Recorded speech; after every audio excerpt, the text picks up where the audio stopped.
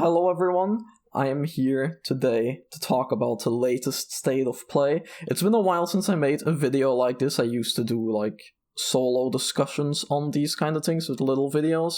Then for a while I used to have a podcast with some of my friends, but now to shake things up, I want to do a collab with a fellow content creator, Colin, and he is here in the call with me to talk about the newest state of play. So Colin, why don't you introduce yourself a little bit? Hi, I'm a weird Canadian who loves JRPGs, and I tend to scream into the void about random things. Pretty solid introduction. So Colin, yesterday night for me, we had the state of play. What were your general thoughts on it? Because the state of play was, from what I would say and for what I've seen online, this one was pretty hyped up. We had some rumors. We had a lot of people saying this would be one of the big ones. So in your opinion, did it live up to that, or am I the only one that got that impression? Maybe you didn't see that much buzz around it. What are you thinking? I didn't really see all that much buzz around it, and I had exceptionally low expectations going in because it was basically Sony was like, "Oh yeah, we're just gonna flop this thing out. Hopefully it does okay." Because there was no that is true. There was no build up whatsoever, and usually when they go big, they're hyping it up like it's fucking WrestleMania. That is true. I saw a lot of rumors that I saw were obviously the Wolverine was a big rumor going around. But I also saw some talks of people of some insiders supposedly saying that this would be a bigger state of plays, because usually PlayStation has the showcases that are the very big showings of this is a lot of what their first party studios are doing, and those are their big shows. And state of plays are usually kind of hit or miss, but I saw a lot of people talking about rumors and being this is supposedly one of the bigger state of plays. Also because it coincides with Tokyo Game Show, I was this could be a really good one, especially for Japanese side of the industry. Which is kind of what I was hoping for, that they would, actually focus more on the Japanese side of things, because let's face it, that is still really PlayStation's core audience when you get down to it. It's mostly people like us who are really into the JRPGs.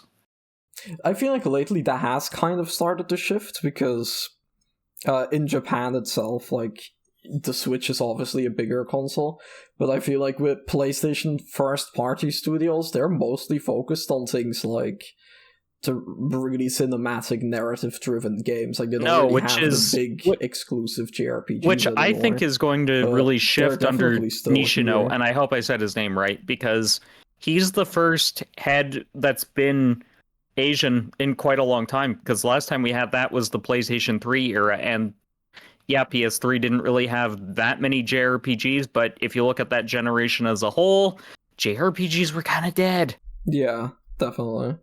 I mean, I do hope that side of PlayStation gets a bit stronger again, because, it's been pretty rough. Didn't they, shut down the Japan studio and everything? Mm-hmm. And now they had, their big live service push and all of that. From the first-party side of things, the JRPG or the Japan side has kind of died down. Mm-hmm. I feel I mean, you still have, of course, they had the exclusivity deal with Final Fantasy VII Remake and that trilogy, but Square Enix has also said that they're not really happy with how their games are selling lately, so it's Square Enix is a whole other thing, because they're doing their whole company reboot and everything.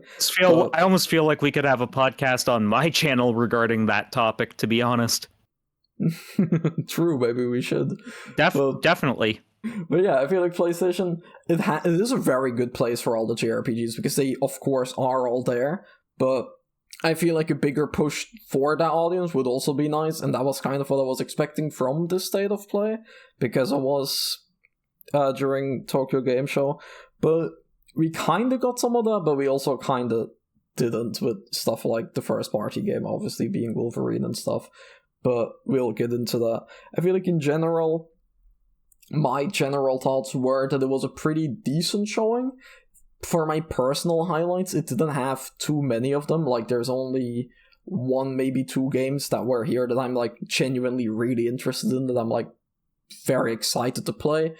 But a lot of other games are just like, oh, that's like a strong game, that's a strong game to show, but it's not necessarily for me. But like, I feel like it was a pretty solid show in general. Like, it's not like they were just showing games that you're like, oh, why are they like showing this now? So, and I feel like it was kind of a I feel like those are like my general thoughts. And I feel like it was kind of a mixed bag for me personally. As you saw from my list, there are a few things that I do want to discuss, but there was a lot where I was just like, don't care, like really don't care. Yeah, no, I definitely feel that. That's like I said, like there are only like 2 games here that I'm like genuinely really interested in, and besides that, there are games like we both didn't write this game down, so I can like mention it as an example. Like Saros was shown for like the first 5 minutes, like gameplay footage of Saros, and that's a pretty good game to show off. It's like a first party game. Like it's a follow-up to Returnal, and like that's a good game to show, but I'm personally just like not interested in it. But I can see that for other people it's like, oh, that's a good game to show. Like it's a high quality game, it's just like not really my cup of tea. I'm intrigued by it, I'll say that much, but it's kind of a I'll pick it up when it's steeply discounted kind of thing. Yeah, that's what I had with Returnal. Returnal always looked kind of cool to me, but I was never like interested in it, or like it's like cool, but I'm also like I feel like it's not really something for me. But then the GameStop near me went out of business, and they had like a massive sale, like oh, everything had to go, they were just like emptying their stock, and there I got to pick up Returnal for like $15, but I still haven't played it yet. So I feel like if I play Returnal and I like it, then I'll probably pick up Saros at some point as well, because it's like the spiritual successor to it. That's kind of my thoughts on it. One thing I do want to quickly mention, I think Gran Turismo Spec 3 is kind of interesting, because I felt like it was a great skeleton of the game, but it was really lacking meat. And I feel like since they've kind of been doing live updates to it, that actually has kind of kept me somewhat interested in Gran Turismo 7 as a whole. Yeah, like if they keep updating it, they can like keep growing on it, expanding it. Yeah. You can actually grow into something substantial then, I guess. I don't know that much about Gran Turismo, but basically it's been the same ever since the PS1 days. If you've played one, you've played them all, but I've found that for the last couple of releases, Gran Turismo has been very light in terms of actual content, because it's the same tracks over and over again, and there's nothing new. Okay. There's nothing new there, and that's something that I've always felt they've lacked. And if they ever added, like, say, 10 to 15 more, that would be amazing. That's kind of a shame that it's lacking in that way, but hopefully they'll like keep expanding on it then. Mm-hmm. I'm hoping that are there any other? Oh no, I'm hoping what they'll do for Gran Turismo 8 is launch it with like 30 to 40 tracks and then just continually add to it. And I think we will get Gran Turismo 8 sometime this generation. Oh, really? Okay, that's interesting. Well, because I have this theory, and tell me what you think of it. I think that the PlayStation 5 is going to last way longer than people actually think. I hope that that's the case. I mean, at the end of the podcast, we were going to talk about the future of PlayStation. Maybe we can get into it a bit more there. But I really hope that that's the case, because this generation has felt kind of lackluster in a weird way, because we have really good games on like first party and everything. But I feel like the one game that's like really shown the strength of the PS5 is like Death Stranding 2, and that game released a couple of months ago, even though we're like a few years into the generation. Yeah, we're 5 we're years in, and when the PS4 was around, that was basically close to the end. But this generation, they've been like trickle a game or two out per year and not much else. Yeah, I hope that the generation is going to keep going a bit. I feel like the start was a bit more lackluster, because didn't this generation start in the pandemic, or at least around that time? And then you also had... Because it was November of that year. So basically because of that, chip shortages happened, and Yep, really hard to get a hand on on the console. So yeah, and as a result, a lot of the games that were planned as PS5 exclusives, like Horizon, God of War Ragnarok, and a whole bunch of others, they had to be released as cross-generational games. Yep. Yeah, that's what I was going to bring up as well. Like, the cross-gen releases really, like, dampened the beginning of the console generation. But I hope that means that this generation is going to last a bit longer, but we'll see about that. We'll touch on this again later. Oh yeah, we will. But did you have any other personal highlights? Because my personal highlights, I like mentioned it. Wolverine was there. That was my big highlight, but we're going to go into detail about that later. And there are a few others that I was interested in, like Code Vein. There was Chronoscript that looked really cool, but those are all games that we're going to like dive deeper into in a bit. So I don't know if you have any other highlights that you just want to give a quick shout out. Zero Parades for Dead Spies. That just looked interesting to me. I like RPGs as a whole, so anything that's kind of RPG related, I'm going to at least have a passing interest in. I am also interested in the remasters of Dynasty Warriors 3 and Deus Ex. For Dynasty Warriors, it's because I never played the games back on the PS2 days because they just seemed way too violent for me at the time because I was sensitive to that sort of stuff when I was a teenager. And Deus Ex, basically by the time I got into PC gaming, things had kind of moved on. So I never got to experience it. I mean, I did because a friend of mine lent me his CD and I did install it, but then the gaming laptop I had died, so I didn't get very far in that, and then I just kind of... Oh, it's unfortunate. Yeah, so I just kind of gave up at that point. So now I'll finally get to experience it, but that's very much I'll pick it up when it's steeply discounted thing. It's not really a... Yeah.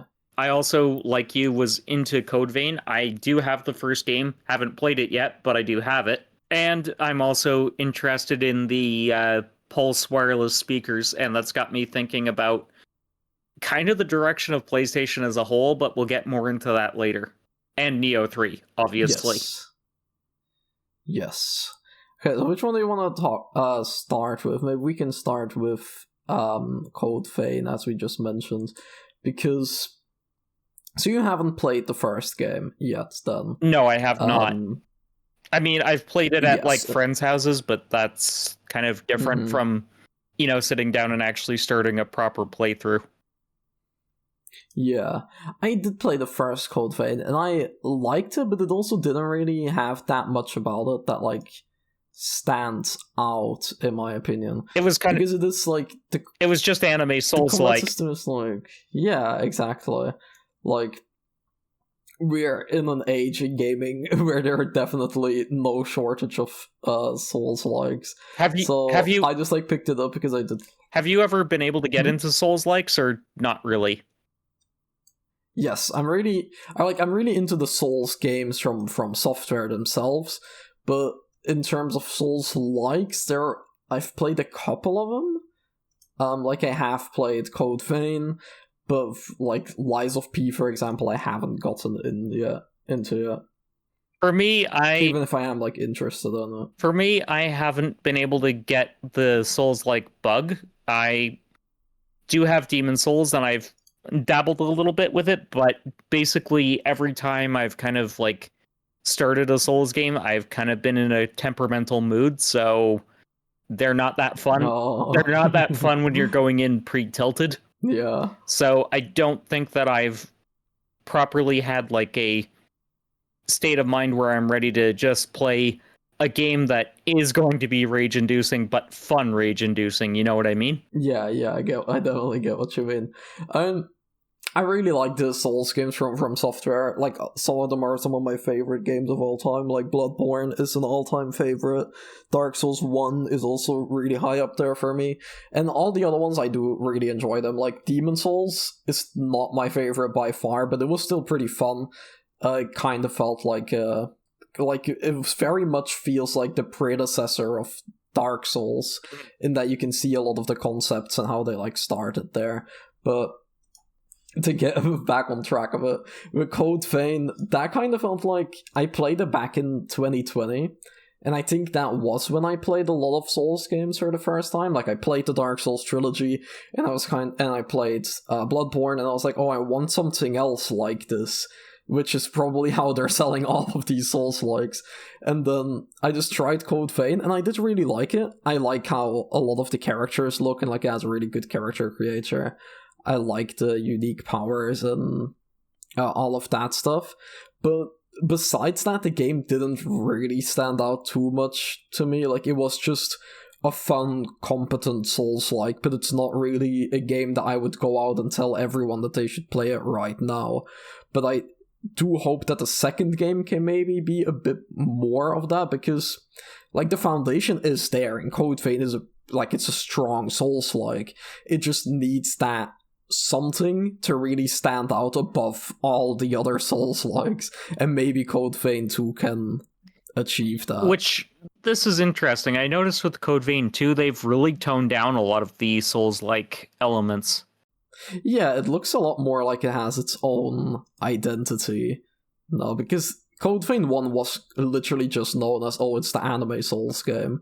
But this one looks a lot more unique. I don't know, have we seen, like, straight up gameplay from it? Because all I've seen from it are, like, trailers. A little. But it's coming out pretty soon, so I assume that we've seen, like, some genuine gameplay. We've seen a little bit of gameplay, but we know that's going to be kind of covered more as Tokyo Game Show goes on, because that's one of the games that was brought to TGS, so... Oh yeah, I already see it. Bandai Namco, like, 15 hours ago, released a 15-minute gameplay presentation. Yeah, so... But yeah. No, I mean, I'm just looking at the gameplay a bit right now. It does definitely still look Souls-like, but it does look more unique with the powers. I feel like they just took the unique element that game had with, like, the unique power system, and they just, like, doubled down on that. And, like, the unique weapons and everything. Which is what people were saying they wanted more of if it ever got a sequel, so it looks like Bandai listened. Yeah, exactly. It's cool that they're doing this. I feel like that... Because I did like Code Vein. I feel like that's going to be a game that I pick up at a moderate discount, not a steep one, because I think I'll enjoy it. Yeah. This is for me a game that I'm gonna wait a bit on, because, like, I liked Code Vein. I don't necessarily have that craving for more Code Vein, but if it releases and people are like, oh, this is, like, everything that Code Vein needed, like, this is such a incredible step up from it, then I'll definitely pick it up at some point. But right now, I'm not really that interested in it. Like, it looks cool, but yeah, I'm not craving more of it. I picked up Code Vein for, like, so cheap when I was, like, doing a big Amazon order, and basically it was like, well, if you spend this amount of money, you'll get a discount on top of the discount that the game already is at. So I wound up paying like $10 for it. Nice. Yeah, so like for $10, I couldn't say no. Yeah.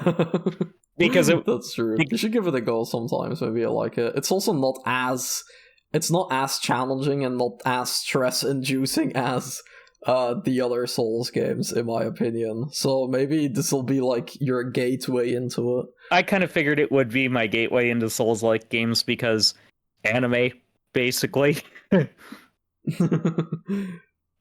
So was there anything you wanted to highlight?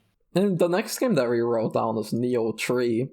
But that one, I guess, is kind of a similar one to this one, to Code Vein, because you said that Nioh is also a series that you're like interested in but haven't really played yet. Yeah, basically, a lot of friends who I really respect their opinions on, they stream it on Twitch from time to time, these games, and the style definitely caught my attention, but again, I'm like, well, I haven't picked these up, and I don't really have like a desire to grab them super soon or anything. It's just okay, whenever my mountain of shame becomes smaller, more like a hill of shame, fine. Yeah. No, the Nioh games, they're a bit interesting. I'm very much like have an unpopular opinion on these games. I only played the second one, but there was a period of time where me and two other friends played through them in co-op, because like there's like a Team Ninja Souls game, and those all have co-op modes. So me and my friends played the Final Fantasy spin-off Stranger of Paradise, we played Wo Long, and Nioh 2, which is like all from the same developers and like a pretty similar gameplay style. And out of those, I'd probably say that Strangers of Paradise was like easily the best one, and Nioh, it never really clicked with us. Like, we were pretty harsh on it. There was just a lot of stuff in it that felt kind of like it wasn't really doing it. Like, there were a lot of, like, the loot system is like it's like really messy, because you'd kill an enemy and they would all drop like 10 pieces of loot, and they're all like extremely similar, but one of them has like plus 110 defense and the other one has like plus 109 defense. And it's like a lot of that. The combat was also like, it wasn't like bad necessarily, but it also never really clicked with me. So the Nioh games are like, everyone always praises them really, really highly, and so I had like pretty high expectations getting into them, but it never really clicked for me and my friends. I get you. It definitely looked like it had some element of jank to it, which is kind of what's kept me away from them. Yeah, the jank is definitely part of it. There are some boss fights that are like pretty big creatures, like the boss fights, and then they would be placed in like really small arenas, so it would be really like messy to go around with them. Really messy. The game has like really messy to what? Sorry, you cut out. It would be really messy to like engage in the fight, because they're such big monsters, and sometimes they're placed in like smaller arenas. You also have the like, you can turn into a demon or an Oni yourself in the second game, which was really cool, but sometimes that would also just like bug out and be really janky, especially when you're playing with 2 friends online. If you're playing with like 3 demons at the same time, like, there was definitely an element of jank to it, but do you think that jank... those games never really did it. Do you think the jank will be sorted out with 3, or do you think it's going to be much the same? I feel like it's going to be the same, but I also feel like the people that are into Nioh, I feel like don't really care about it, because it's kind of like, it is kind of janky, but it's also like kind of the feel of the game. Like, for some people, maybe, like, I'm describing it as jank, but I don't know if other people would describe it that same way. Like, maybe that is just the Nioh flavor that they like about it, and while for them it clicked, and for them it like might be like really fun and fluid, for me it was just like, oh, I'm not really feeling this, and this feels kind of jank. So it's kind of like a NetherRealm fighting game in that sense, because NetherRealm games are known to be kind of janky in terms of like how they feel, because they feel so rigid and stiff. Mm-hmm. But that rigid and stiffness is what a lot of people love about them, so yeah, it's like part of the identity almost, so... Yeah, which is why I've never really been able to get into the Injustice games, and never been able to get into Mortal Kombat all that much either. Interesting. Well, I mean, I feel like you should definitely give Nioh a go, because, like, I'm aware that I'm very much in the, like, in the minority when saying that Nioh isn't really for me, because a lot of people really love Nioh. Nioh 3 is getting a lot of hype, like, I saw a lot of mutuals on my timeline being very excited for the next game, but it never really did it for me, so... Yep, but you should give it a go, though. I like the art style of it. That's kind of what draws me to those games. It does have a really nice art style. I feel like visually it looks really nice, especially because you have all the different creature designs, and you have, like, the Oni realms and everything. Like, design-wise, there's not much I can say about it negatively, but it's more that just the gameplay feel, the level design, the enemy placement that I just couldn't get into it. I getcha. So what do you want to discuss next?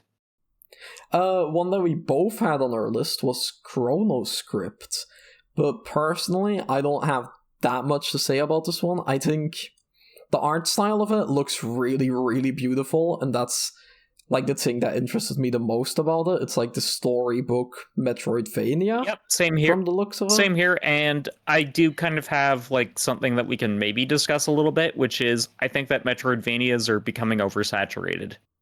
That's interesting. I don't necessarily know if it's getting oversaturated, because personally I've never really been into them. I always looked at them and I was like, oh, this just looks like a game style that I'm not necessarily into.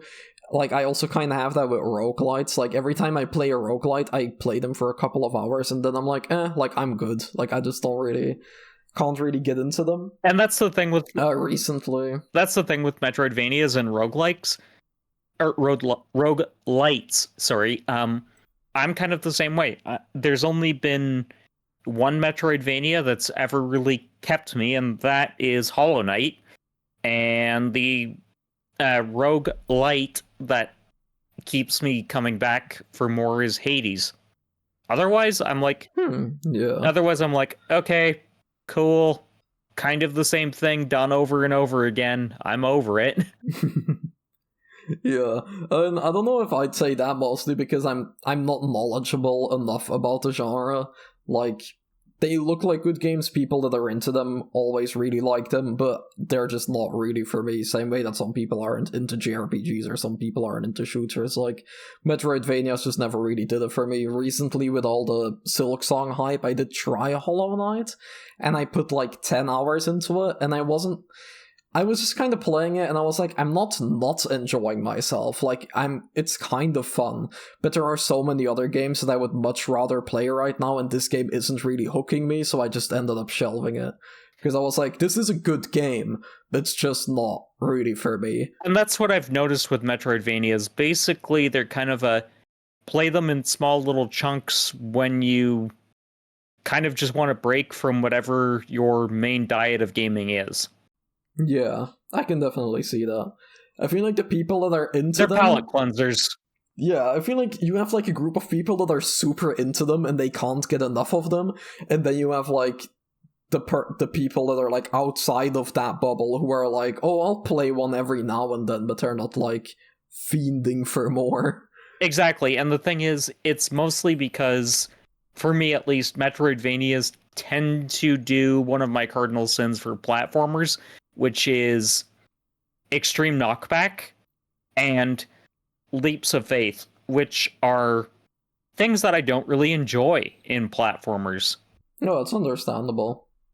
If they kind of like mitigated that a little bit more, yeah, I'd be like way more into them. Yeah. But no, I literally just wrote this down because the art style is like fucking beautiful. Like, it's so unique. I really love that you go from like page to page. There's that one part where like a mouse is running over the screen because it's like walking over the book. I definitely love the art style, and I'm so glad that they're going away from the Hollow Knight aesthetic that has been taking that genre over. Yeah. Again, I'm not that knowledgeable on it, so I can't really be like, oh yes, there are too many of them, because I never really paid much attention to them. Like, I played Hollow Knight, and Hollow Knight is also very, very beautiful, but like, outside of that, because I'm not into it, they all just kind of look the same to me anyway, and they're not really that interesting to me, so... I get exactly what you're saying, but yeah, it's a game I'm interested in.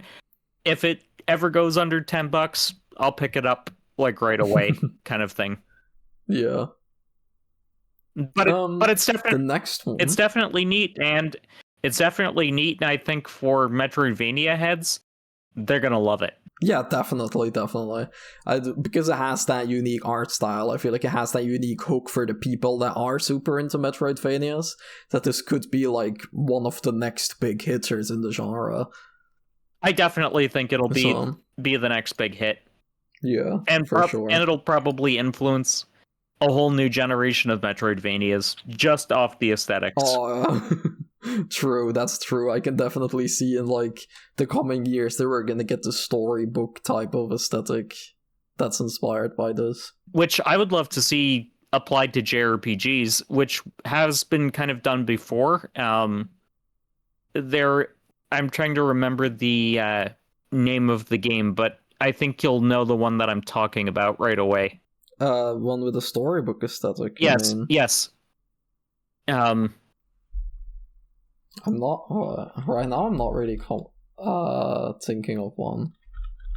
The Cruel. There is the card one. The Cruel. The Cruel King and the Great Hero. Yes, that was the one that I was thinking of. Yes, that is true. That one does have a storybook aesthetic. I haven't played that one yet, but I do have that. I've dabbled with it. It's fun. It's very basic, though. It's like baby's first JRPG, pretty much. Yeah, that's what I've seen from it as well. That's like the only reason I haven't started it yet. Like a friend gifted it to me a while ago, and I did try it at the time, but I was like, oh, this is like a very simple one, and it's fun, and I really like the aesthetic, but I kind of like dropped off of it. But I do want to go back to it one day to play more of it. Definitely. Were there any other games that caught your attention? The next one that we wrote down is Final Fantasy Tactics, which was here. I don't know if you're interested in that one, but that one is releasing very soon as well, and that showed up here for a little bit. I am very interested in it because I never got to play Final Fantasy Tactics when I was younger, and I've always wanted to. So this is going to be my first chance at it. I'm going to hold off on getting it because Mountain of Shame, as I keep saying. But it's definitely something I'll pick up when I finally have a bit of a lull, or if it goes on really cheap. Yeah, Final Fantasy Tactics, I mean, what it showed at the state of play was kind of not really anything. I feel like they were just showing it to remind everyone that it is coming out, because I think it's coming out like this week or next week or something. 6 days from now. Oh, yeah, okay, I'm seeing it here as well, the 30th of September. I am very interested in that. I think it looks incredible. As you said, like, I also never played it. I mean, I've only gotten into JRPGs as a whole, like, in the past couple of years, like, before 2020, I'd say. I don't think I ever played a JRPG, so I have a lot of JRPGs that are, like, all-time classics that I haven't gotten to yet. And Final Fantasy Tactics, I've always heard, is, like, one of the best Final Fantasy games, so I'm very excited to, like, give this one a go now with the re-release. Did you mainly play before you got into JRPGs?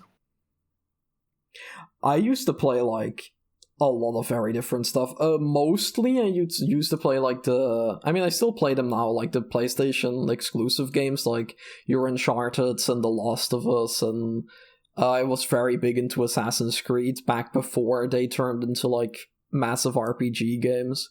Like, with Assassin's Creed 2 and, like, the Ezio trilogy I was really into.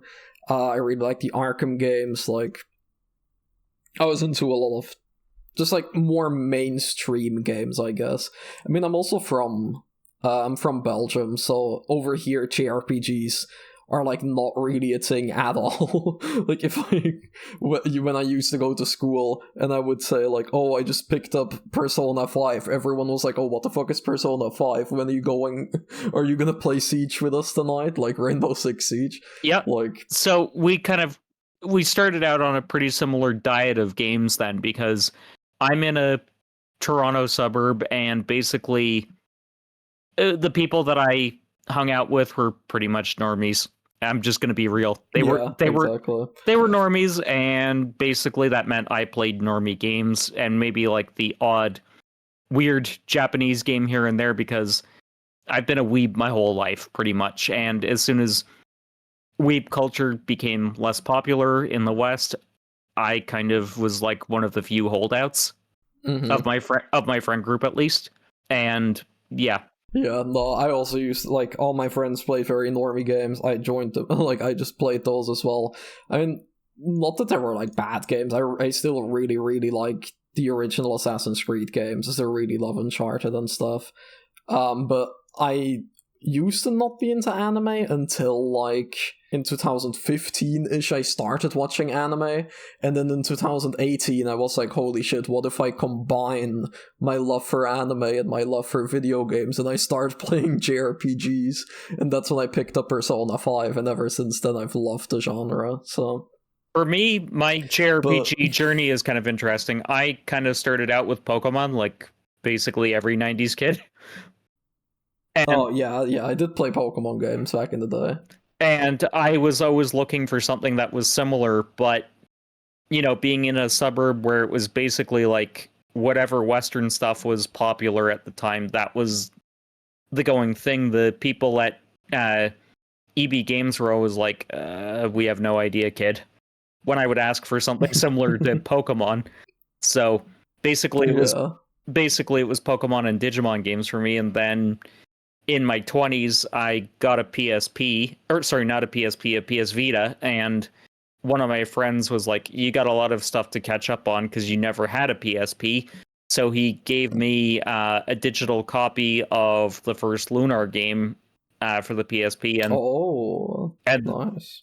And then basically I knew what a JRPG was from that day on, and then that's basically where I started to just predominantly be a JRPG gamer. Oh, that's cool. But because I got into the genre quite late, now I am like, there are a lot of like the classic JRPGs that I just haven't played, like a lot of Final Fantasy titles, like Final Fantasy X is like obviously one of the big ones. I never played that yet. Final Fantasy Tactics, no, I never played that. So I'm really excited to play it, but September and October, it's so stacked with new releases that I'm not going to be picking this one up day one.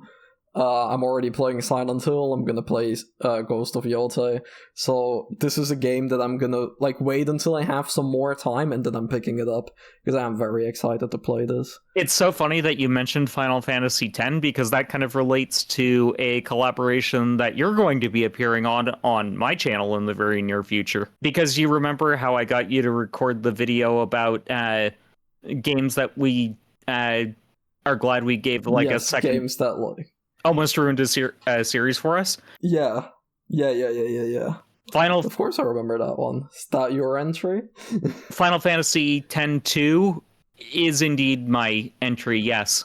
Oh, that's exciting. Because I don't know much about Final Fantasy X, but basically, here's the thing: I played X-2, didn't really like it. Mm-hmm. Now I do like it, but that's going to be... I'll be covering that more in that video. And then my next experience with Final Fantasy was 13, and I'm like, why the fuck do people like this franchise so much? Because... And then same friend who gave me Lunar also gifted me Final Fantasy VIII and Final Fantasy VII for the PS3. And then I was like, oh, I understand now. They opened your eyes to peek. Yeah. I'd say that Trails is way better, but... that's just me. Yeah. I mean, they're both JRPG series, but they're also very different, because, like, of course, one is one grand story with Trails, but Final Fantasy is like an anthology series, so... Mm-hmm. But no, Tactics, I am very excited. The remaster looks great. Like, they added voice acting, which is a massive thing. They added, like, the cutscenes, which was from, like, an older re-release. So this looks to be like it's the best version of Tactics, and Tactics is apparently one of the best Final Fantasy games, so I'm definitely picking this one up soon, just whenever I have some time. And I'm definitely picking it up as well, and I really hope it does well, because Square have indicated if it does do well, they are going to do more Final Fantasy Tactics games, like actual new ones. Mm-hmm. So... yeah, I also heard about that. That would be really cool to see. I like that they're bringing this game back, and like that they're open for giving this like Final Fantasy series like a future, possibly a new future. If they do give it a new future, would you like to see them continue with the pixel art aesthetic, or do you want them to go the 3D route? I'd be fine with them keeping the pixel art aesthetic. I feel like it stands out a lot more, and it looks really nice as well. Like, obviously, like, if you look at this game, like, the gameplay screenshots, it is pretty aged, like, it's touched up and stuff, but it does look aged still, so, like, modernize it, yeah, but I like that it has a stylized look. I don't need every Final Fantasy game to look like a 16 or, like, a Rebirth, or, like, they don't all need to have those graphics. I agree with you there. I want them to stay with the pixel art, especially because... they have that HD 2D engine for the Octopath games. Literally just bring that over. Yeah, true. Well, they can do a lot of things with this, so that's why it's pretty exciting. Mm-hmm. Yeah. I guess from here on out, unless you have something else that you want to mention before we go to the next point on the list. I wanted to bring up the Pulse wireless speakers and the God of War 20th anniversary DualSense real fast. Since we both wanted to discuss that. I was gonna say, let's move on to, like, the PlayStation-centered stuff now, with the speakers and then the controller, and then moving into Wolverine. Like, let's do the PlayStation section of the State of Play. Mm-hmm.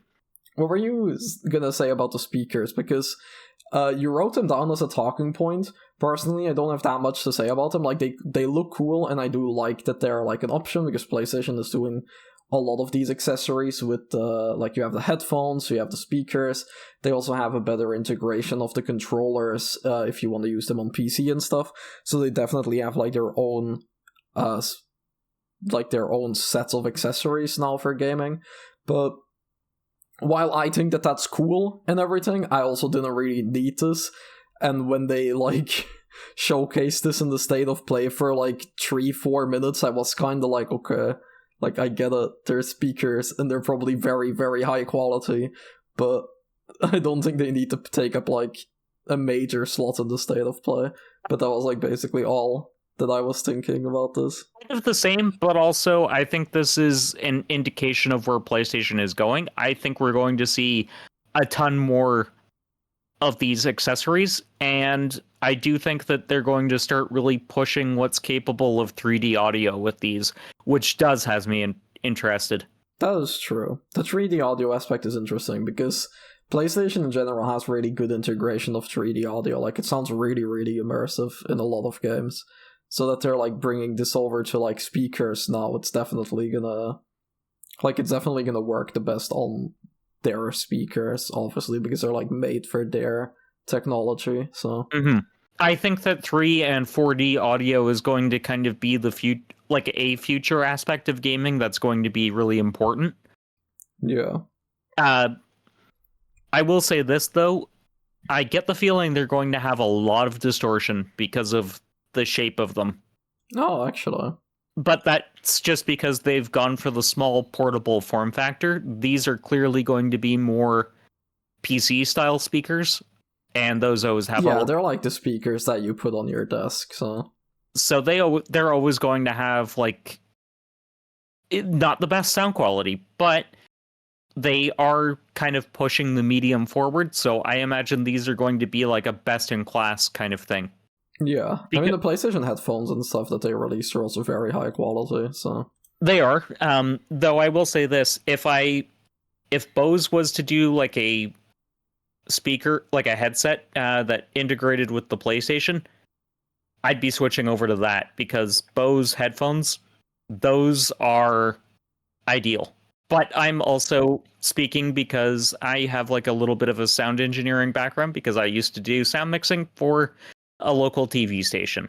That's interesting. That explains a lot, because I was not really thinking of like the form factor and the distortion and stuff, but that explains it now. But I think they'll be better than the Bose speakers that I've got for my PC right now, and if they review really well, I might do like an upgrade or whatever. Yeah.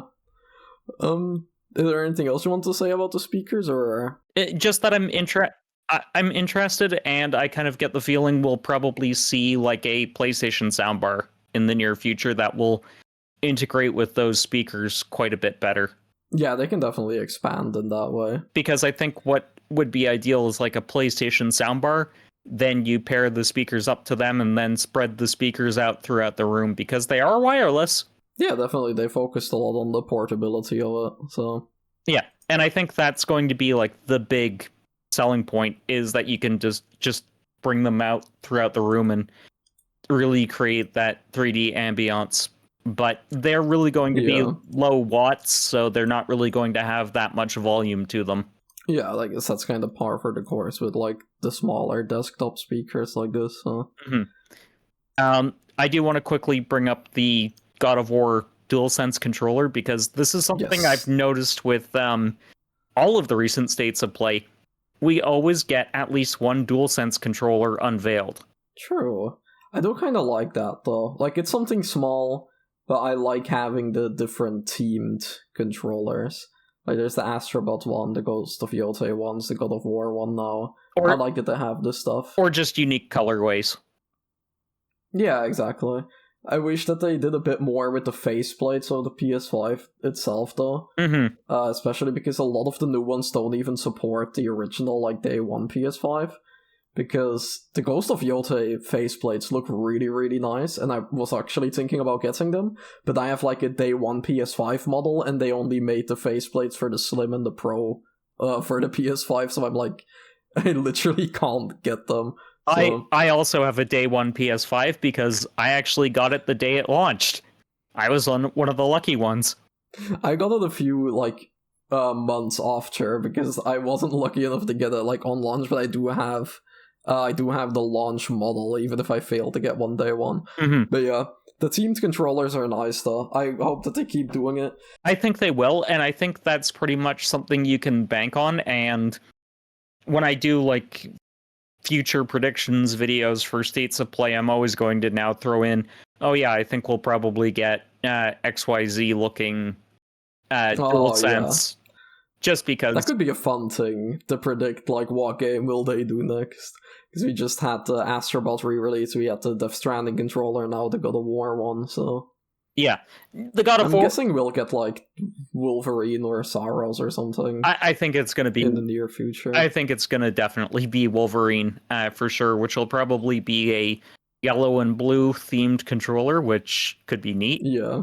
But that one's gonna be, like, probably closer to the release of the game, so I don't know which ones they'll do to bridge the gap. But... yeah, but I will say this, the God of War one, I'm really underwhelmed by the look of it. I honestly really like the simplicity of it. I'm a fan of it. They did release... This is, like, a second God of War one. Like, I'm pretty sure they also had one for, like, the Norse-era God of War games with, like, the wolf on it. This one I think looks pretty nice because it's just like the war paint. Yeah, I just feel like they could have done more with the war paint because it's just like a splotch of it on the face buttons and then otherwise not. Yeah, no, I get what you mean. Personally, I kind of like it because it is just like the iconic where Kratos has it on his face, and I'm also just a fan of like very simplistic designs. Like I really like that it is just that one thing, and then all the buttons have like the red highlights on it. But I do get what you mean. Like, yeah, they could have definitely done a lot more with it, especially with the touchpad design, because usually the touchpad has like a nice design on it, but this one is just the default. So yep, it's nothing special, but I'm sure that it'll sell well because these limited edition controllers do. Yeah, for sure. Limited edition stuff is always gonna sell. Mm-hmm. So I think now would be the right time to move into Wolverine, which is probably where we're going to babble the most. Yeah, the big one of the show. I was really excited to see this. Like, obviously Wolverine, it got revealed years ago. I think it was like, 4 years since the original reveal? Yep. And we just haven't heard anything since, besides, like, officially at least. Like, obviously there was the big Insomniac leak, which probably pushed this game a bit, because the game quite literally just leaked in its entirety with the plot and the source code and everything. Mm-hmm. But I'm just happy to see the game again. It looks really, really good. And, like, I'm just glad that it is in a good state again after, like, the mess that the leaks definitely caused. Yeah, same here. And I think this is the first game since Rift Apart that, I mean, obviously Death Stranding 2 did push what the PS5 is capable of, but I feel like this is the next, like, leap, because we saw it really with Rift Apart, and it was like, wow, the PS5 can do that. And then it's kind of been like, none of the other exclusives have really pushed the hardware, in my opinion. And then Death Stranding 2, yeah, it pushed the hardware, but only so much for, like, the realistic factor, not so much in other ways, if you know what I mean.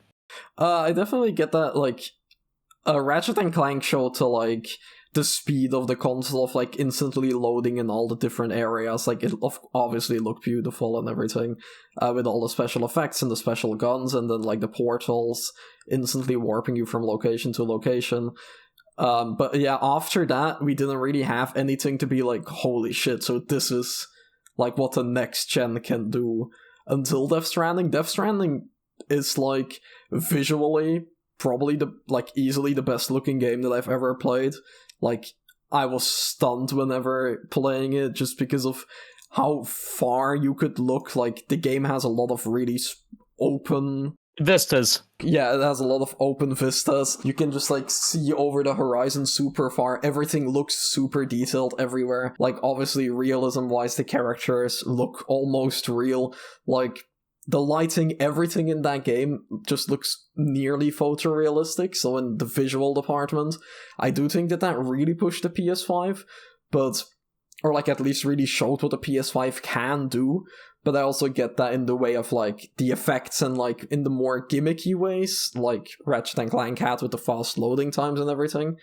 It has like the PS5 hasn't really shown that aspect again.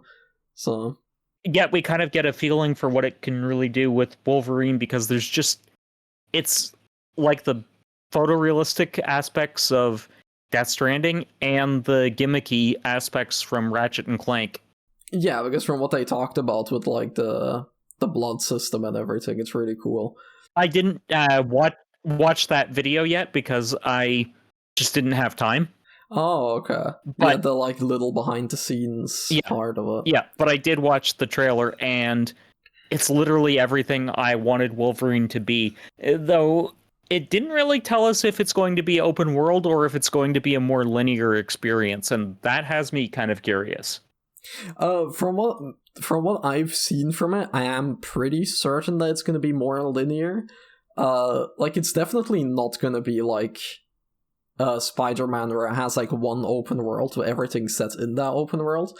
I think structure-wise it is going to be kind of similar to what Uncharted 4 is, where you go to a lot of different locations, but a lot of different locations also have more open areas that you can explore a bit and you can look around their side content to do there, but ultimately you are on a journey and it is a linear game, because they did talk a bit about that in the behind the scenes section of the state of play, because they mentioned that we're going to see a lot of different settings in the game. Yep. With Wolverine visiting Japan and like the woods and like I don't remember exactly what they said, but I remember that they mentioned like 3 very different places in the world, like, oh, we will be visiting these spots, and I don't think that those are gonna be like I don't think that we're gonna have one open world or multiple open worlds, or like, oh, this is the big open world and then there's one mission set in this other area. I feel like it is just gonna be a linear game where we visit all of those areas, and in that way you can kind of compare it to Uncharted, as I said. Which I think is the way to go, because I don't think Wolverine works in a massive open world if you get down to the character. Yeah, like he's not really someone to like settle down in one place and like have this one location to like be the city's protector or something like Spider-Man is. Mm-hmm. Like they also said that the game is about Wolverine searching about his past and everything, and like he is someone that travels around, that journeys, and that's like looking for something. And I think that is the character, and to have the game be linear, set in a lot of different locations, I feel like that really works for that.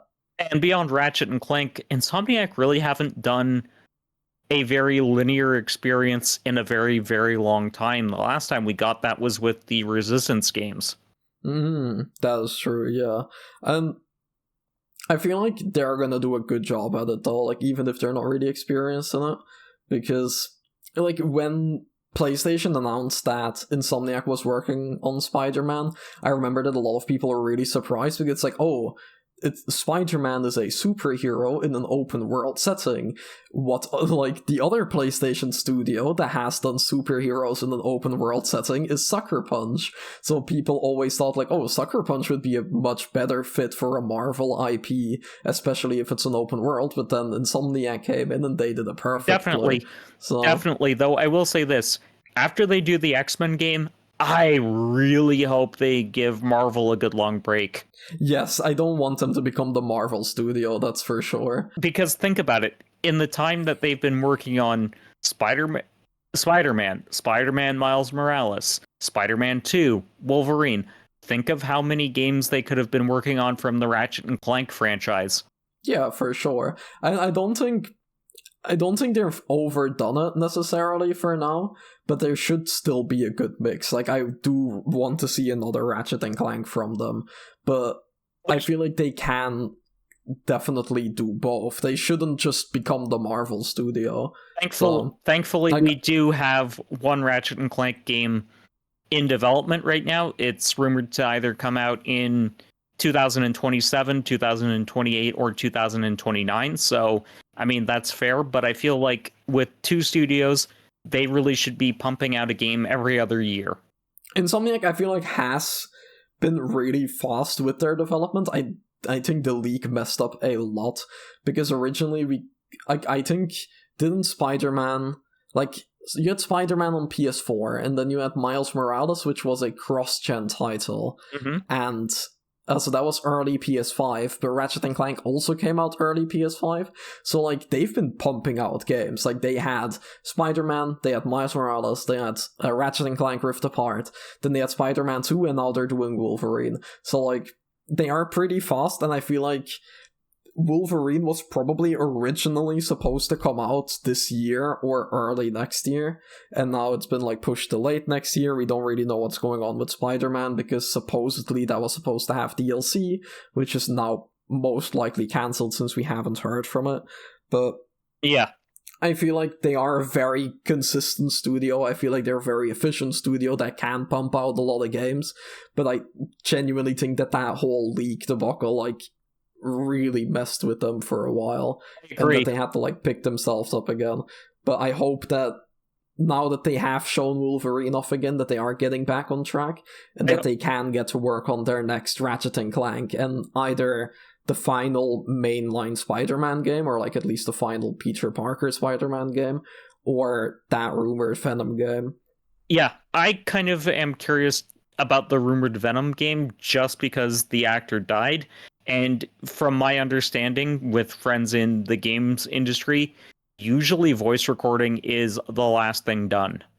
Yes, that is true. But from what I've heard as well, there's an interview with the voice actor for Venom where he says that only like 20 to 30% of his lines have been used. So a lot of people are speculating that the Venom game has been like planned for a longer time, and that maybe they already had the story and everything written so that they already were able to do the voice recordings, and that's why the actor is like, oh, I've done a lot of lines that haven't been used yet, because maybe those are the lines for the Venom game. Or if that is not the case, and if those were lines for possibly a cut DLC or for cut story arcs from Spider-Man 2, then maybe they'll just have to do a recast. That's certainly a possibility. It's going to be interesting to see. I actually feel like Insomniac should maybe look at opening a third studio, because I think that would really help them out a ton. Yeah, for sure. I mean, I'm not really sure what their options are in that department, but I feel like right now they're already one of the best studios that PlayStation has, so I'm just very much excited to see what they're working on. Like, I didn't know about, or like, I did hear about the Ratchet & Clank one, the Ratchet & Clank rumor, and I'm very excited to see how that turned out, but I wasn't aware that we, like, had a release window. Sorry, what? You cut off. I didn't hear the details about Ratchet & Clank leaks, but, like, I've heard that they were working on the game, but I didn't know that it was, like, in active development, or if it was, like, slated for release in, like, 2027, 28, like you said. But, like, that's exciting to think about, that they aren't just making Marvel games, Yeah. But I'm very excited for Wolverine. I think it's got a lot of potential. I really am curious to see what they'll do. And like I said, I really hope that they'll take a break after they do the X-Men game, because I think fatigue is going to set in, not just at the studio, but with gamers as a whole. The X-Men game, is that another one that got rumored or leaked then? It got leaked, yeah. It was part of, like, the... Oh, okay. It was part of the big leak, and basically, like, Wolverine is just, like, a prelude to the X-Men game. That is basically... Okay, that's interesting. Yeah. Yeah, because we do know that they've shown some other X-Men in the Wolverine trailer, like Mystique is in it. So I guess this does work as, like, a setup to their big X-Men game. But I think that they can take a break after that, because Spider-Man is definitely aiming to be a trilogy of main games, from what we know. Yep. Because Spider-Man is already, like, Peter Parker in Spider-Man 2 is already talking about retiring, like, putting down his mask, letting Miles take over, at least for a while, but then you have, like, the villain setup with Green Goblin and everything, with Osborn, with Octavius coming back and everything. So Spider-Man 3 is definitely gonna be a finale of sorts. Then we can have Wolverine leading up to X-Men, and after that, I feel like Insomniac can honestly just take a break with the Marvel games. They can focus back on Ratchet and Clank or another new IP, or maybe they'll revisit one of their old IPs, and then all of the Marvel IPs are kind of like in a good state, and then maybe one day they can come back to them, make a Miles game or make a Silk game, like she was also hinted at in Spider-Man 2. So they can always bring them back, they can always do another X-Men game focusing on a specific member or on the group, but I feel like they are at a, like, if everything that's been rumored is true, I feel like after X-Men and after Spider-Man 3, they are going to be in a good spot to kind of take a break from this entire thing. I agree with you there. Also, I got a small question for you. Since there were like a lot of Marvel projects that were supposedly in development, how many of them do you think were just like Insomniac more just using existing assets to kind of like playtest potential ideas for other IPs and stuff like that? What do you mean exactly? So like one of them was like going to be a Marvel co-op game apparently, but nothing came of that.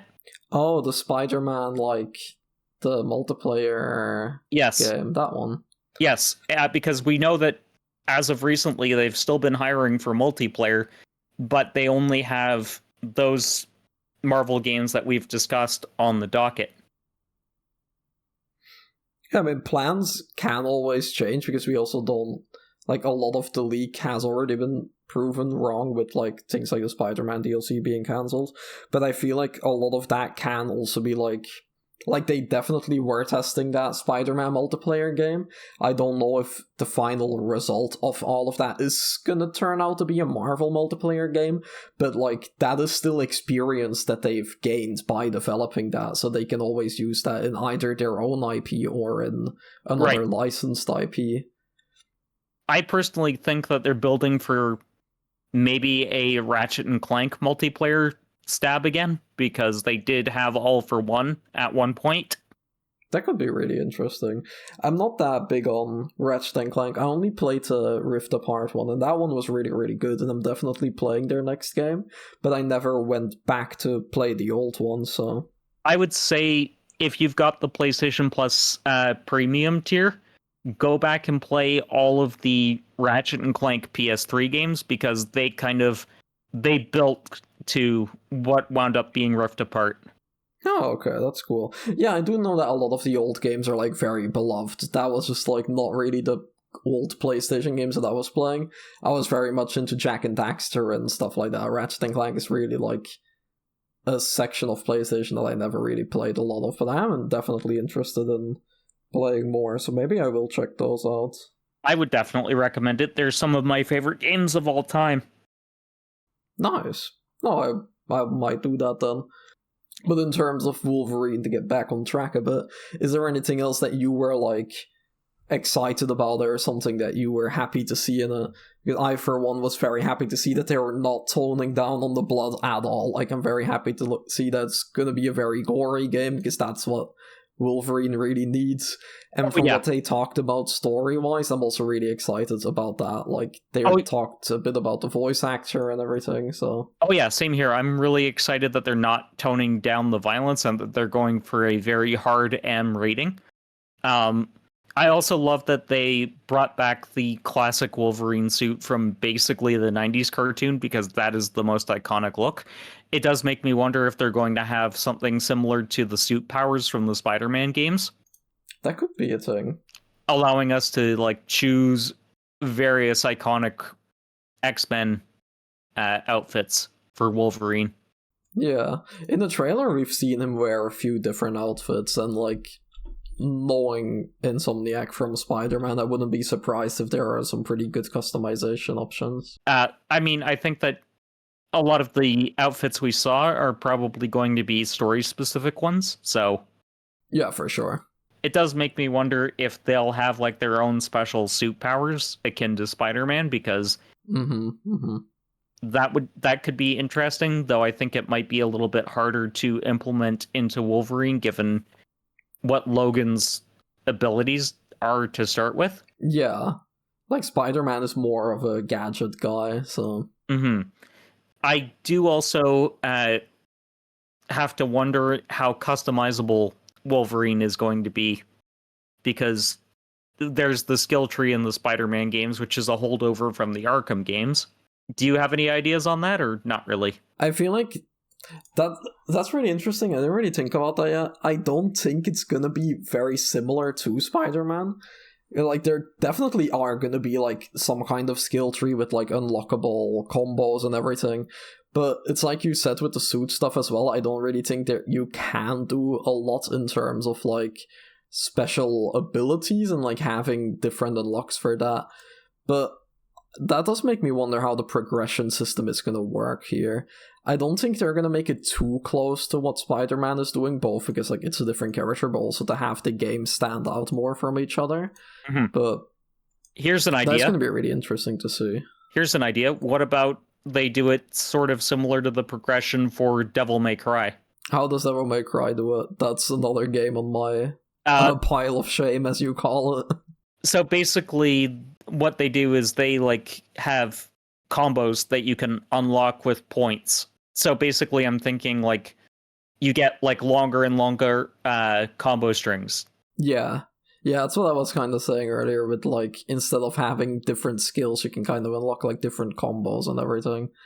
So I could definitely see them do something like that.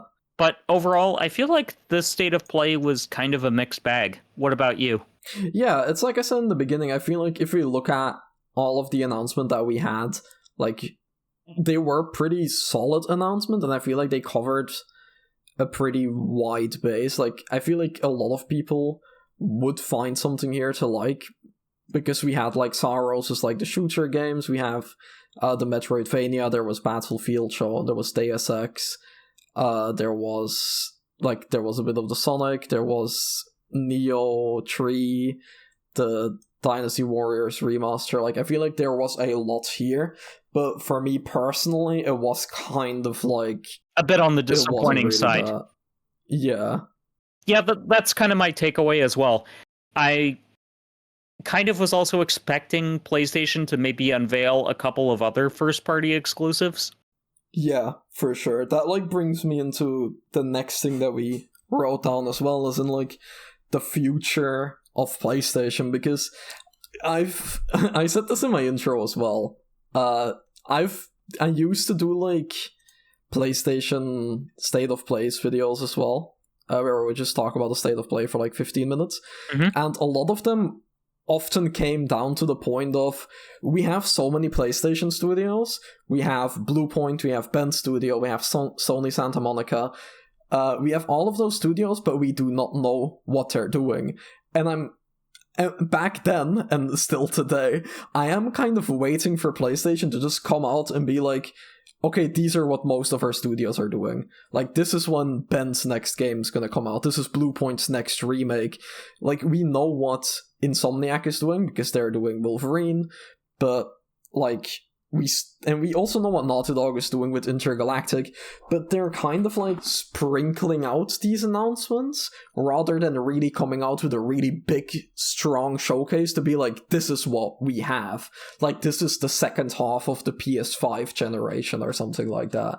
Exactly, and I think that is going to come at some point. I think we will, in the next year or so, see a showcase, not a state of play, where they're just going to be like, it's going to be like Blitzkrieg, in terms of they're going to be like, boom, boom, boom. And we're going to be like so caught with our pants down that we're not going to know what direction to go. Yeah, because it's like right now, like next year, or like right now we have Ghost of Yotei coming out next week. Then early next year we have Saros, and late next year in the fall we're gonna have Wolverine. But outside of that, we don't really know what they're doing yet. Like, we don't know, are they gonna have a summer game for 2026? Are they gonna have, like, a very end of the year game? Or is it really just gonna be like, okay, PlayStation has, like, 2 big games every year for now? Like, I think for 2026, it's going to be 2 big games, maybe, like, a smaller exclusive that comes out of nowhere, like Astrobot, because they were like, oh yeah, we don't have any big first-party games. That winds up being the biggest first-party game of last year. Go figure, because because everyone bought the bot. Okay, that was a bad pun. That was a bad pun even by my standards, but basically I feel like we're going to get some like AA level game like an Astrobot that's just going to come out of nowhere and surprise people. And we do need that, like you said. And this also links to something that I wasn't really a fan of in this state of play. PlayStation needs smaller games, and they really need to like step down their focus on, oh, this game looks so realistic, and this has like the best graphics, and you can see every single pore on Wolverine's face. Because stuff like that, like, it blows up their budgets, and it makes development take so long. Yep, while you can have smaller projects like an Astrobot that has a lower budget and that comes like basically out of nowhere and blows up. And only takes about 1 to 2 years to develop on top of that. Exactly. Like, a Wolverine is like, a lot of people say this as like a super negative, and they're like, oh, I don't want games like this, like I only want smaller games. That's not really where I'm coming from, because like I am very excited for Wolverine. I really like The Last of Us, and I really like I'm very interested in Intergalactic, which is gonna be another massive budget Sony game, but I feel like there needs to be room for both. And I didn't really like that when they showed Wolverine and when they went to the behind-the-scenes clips, one of the first things that they talked about was, oh, the graphical fidelity is like nothing you've ever seen. You can see the blood, like, interact with his teeth, and you can see the blood go into every pore of his face, and I'm like, that's cool, like, don't get me wrong, like, that is kind of cool, and it's cool that technology can do all of that now, but like, I don't think we really need that. When I'm in gameplay, when I'm slashing people as Wolverine, I'm not thinking about how the blood is getting on his teeth, and that is like, much of the budget and development time is going into that. Yeah, exactly, and I agree with you. I think that it's cool, but honestly, none of us are going to give a flying fuck once that comes to to the actual gameplay. It's basically going to be Lizard Brain taking over and being like, can I stab thing? Yes. Bingo, boom. Oh, I stab thing. Lots of blood comes out. Very epic. Yes. Exactly. And I do wonder if they're going to maybe do something with that tech, and that's why they developed it. Maybe they're going to be doing something with Resistance, and they kind of needed to develop like a blood engine for that. Who knows? Yeah. Because the thing is, these things do take so long to develop. What a lot of gamers fail to realize is usually, it's developed for one project, it's probably because they're going to be using that for sure, multiple other projects later on down the line. So there's probably some very niche application that we're not realizing yet. Yeah, definitely. Like, especially this game, it is running on like INSOMNIAC's internal engine. Like, they're definitely reusing a lot of tech that they designed for Spider-Man in this, and same way that what they're designing here is probably going to be of use in Spider-Man 3, in their X-Men game, maybe in a Resistance, or even in like a Ratchet and Clank in some way. But like, they are developing this tech, and it is going to be useful for the future, but PlayStation needs these smaller games to fill up their lineup in between all of their heavy hitters. Exactly, and what I think they need to do is, I think every studio under their banner needs at least 2 studios to be working on something. One that's the A team, full of mostly senior developers, where they make the big budget, really pushing the tech, wow, cool factor game. Mm-hmm. And then a B studio full of mostly junior developers who are working on smaller scale, medium budget projects and lower budget projects. And then studios that already have at least 2 teams, they need to add a third and basically have them either working as an assistant to the big team, or like a support team, or they need to be working on very small scale experimental projects. Because I'm going to use Ratchet and Clank again, because you probably remember how basically INSOMNIAC took a very long time with Ratchet and Clank Future Tools of Destruction, and because of that they had to cut a lot of features, and Sony was really not happy. So between Future Tools of Destruction and Resistance 2, they had to make a smaller scale project really quick, like in only a couple of months, kind of quick. And they wound up making Ratchet and Clank Future Tools for... not Tools for Booty, Quest for Booty. And basically that... that was a really small scale experimental project, and it was really neat what they did, because it was a Ratchet and Clank game that was more focused on the platforming and the puzzle solving than the weapons. It is often when you have those limitations, or when you have like smaller scale games, that they can get very experimental and very creative with like unique things to sell the game. So, but I think they need to do that, and I also think that they need to really go broad spectrum in terms of their exclusives, because if you look at it right now, they're really micro focused still on either the live service crap that no one really cares about, and then the big budget blockbusters. I think what they need to do is they need to take a little bit of everything, a little bit from the JRPG space, a little bit from the cinematic space, a little bit from they definitely from the live service variety. Yeah, and basically just be like, guys, it's cool that you want to do these big projects, but like also do these, because these are going to prop up PlayStation forever. Yeah, for sure. I think that's where I think that's because the previous PlayStation CEO, Jim Ryan, when he left, he was very much one for the live service push, and there have been a lot of reports coming out of like a lot of studios working on live service titles that have now been cancelled since we got a new CEO, and that's probably why next year we don't really have a lot of games announced. Like, we only really have Wolverine and Saros, because like those studios were working on the live service project that is now cancelled, and they are doing their next thing. But I hope that their next thing isn't just another live service or another big budget game, and I hope that they used, like, it sucks that all of those projects got cancelled, because like obviously people did work on them and probably cared a lot for them, but I hope that they can kind of use this opportunity to add some more variety back. Same here. But yeah, I feel like I've said pretty much everything I want to say. How about you? There was one more thing that I was kind of thinking about, because we were talking about the variety thing, is that there have been a lot of rumors for a very long time now about a God of War Metroidvania, or like a 2.5D God of War game that would be like that smaller title, kind of like what we were saying, like, oh, in between the big releases, why not release a smaller title? I don't know if you have heard the rumors about this game. Oh yeah, I've heard the rumors. Yeah, I was just wondering, like, where is that?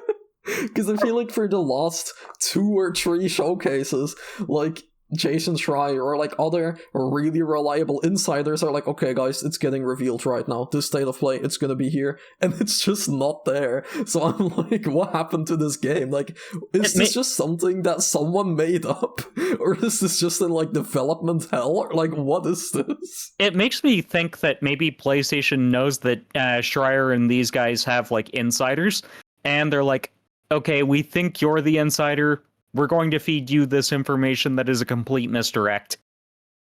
Maybe. I feel like this game is vaporware.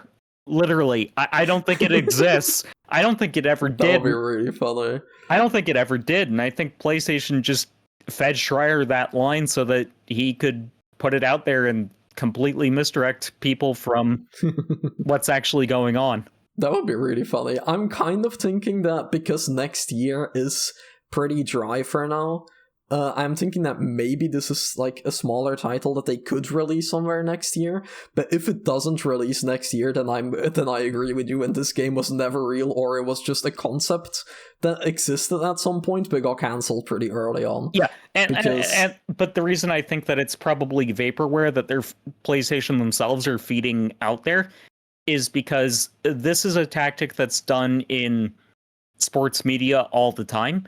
Because what will happen is like these reporters who are very like knowledgeable and they're really good at their jobs and have like actual relationships within the front offices. Sometimes the front offices will feed them a deliberate misdirect just so that they can hype up the value of like one of their other players in a trade and that kind of thing. And I think that is probably what PlayStation is maybe trying to attempt here.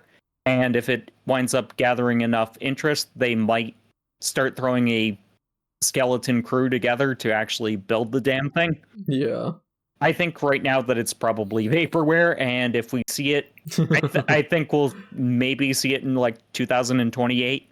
That would be kind of crazy. Yeah, that's interesting though, because that is also very possible. I'm just kind of holding up, because I'm not even that interested in a like 2.5D God of War game. But I am just kind of thinking, like, I think that is something that PlayStation needs to do, and that's why I do hope that it is real, because that's exactly what we're talking about with smaller titles, more gameplay variety, and not just cinematic big games. Yeah. So that's why part of me does hope that it's real.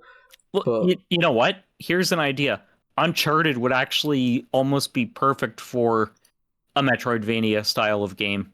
Oh, that's interesting. Well, that kind of works, yeah. Well, because it's a platformer, for one, and the way that Naughty Dog built the games, you can basically have Nathan Drake show up at any point in the timeline, because we know of the big adventures, but we don't know of the smaller ones. Yeah. And I mean, Uncharted does have, like, it does have that one spin-off for the PS Vita with Golden Abyss, I think it's called. Yep. So, like, they could definitely do, like, smaller spin-off titles. And there's also Lost Legacy as well. True, yeah. I hope they do more of those types of games, like, Lost Legacy also kind of fits in with, like, the Miles Morales, as in, like, it's not the next big mainline title, but it is like an asset flip of their previous game that they can make in a smaller budget and on a shorter development time. So I hope that we get more of that. Same here. And they could actually do that with like characters that people just love from those franchises but don't get the spotlight. Yeah, exactly. So was there... I hope...